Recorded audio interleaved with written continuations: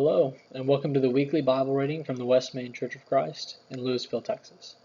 We're pressing on in the book of Acts, this time reading chapter 23, starting with verse 1. Then Paul, looking earnestly at the council, said, Men and brethren, I have lived in all good conscience before God until this day. And the high priest Ananias commanded those who stood by him to strike him on the mouth. Then Paul said to him, God will strike you, you whitewashed wall.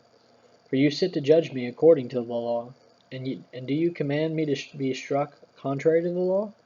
And those who stood by said, Do you revile God's high priest?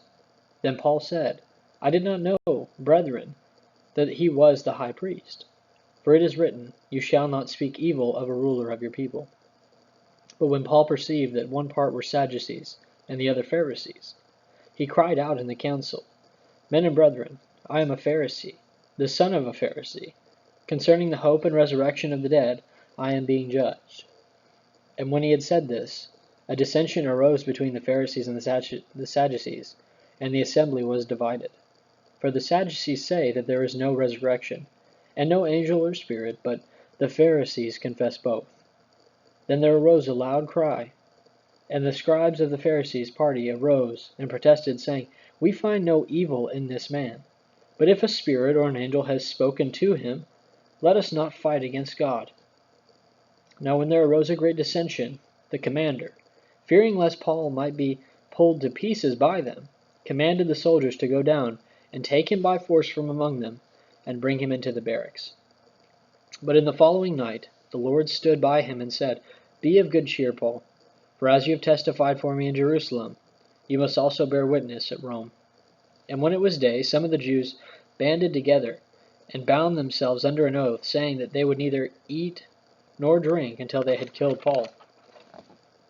Now there were more than 40 who had formed this conspiracy. They came to the chief priests and elders and said, We have bound ourselves under a great oath, that we will eat nothing until we have killed Paul. Now you, therefore, together with the council, suggest to the commander that he be brought down to you tomorrow, as though you were going to make further inquiries concerning him, but we are ready to kill him before he comes near. So when Paul's sister's son heard of the ambush, he went and entered the barracks and told Paul. Then Paul called one of the centurions to him and said, Take this young man to the commander, for he has something to tell him.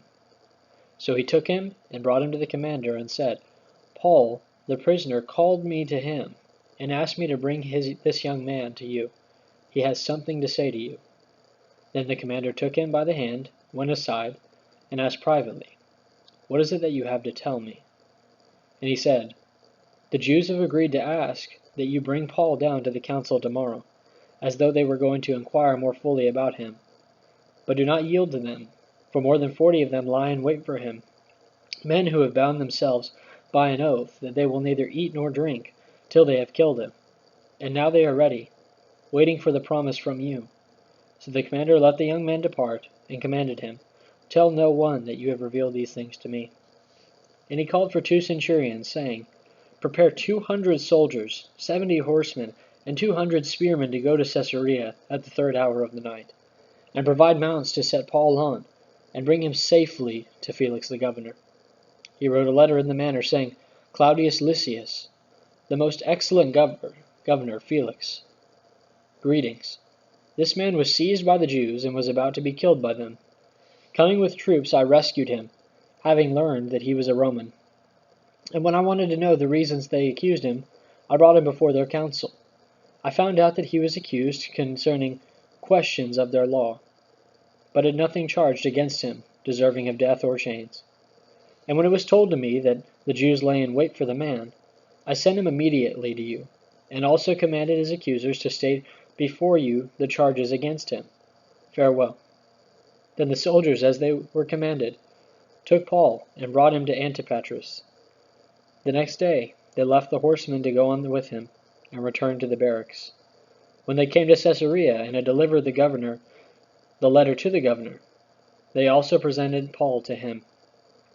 And when the governor had read it, he asked what province he was from. And when he understood that he was from Cilicia, he said, I will hear you when your accusers also have come. And he commanded him to be kept in Herod's praetorium.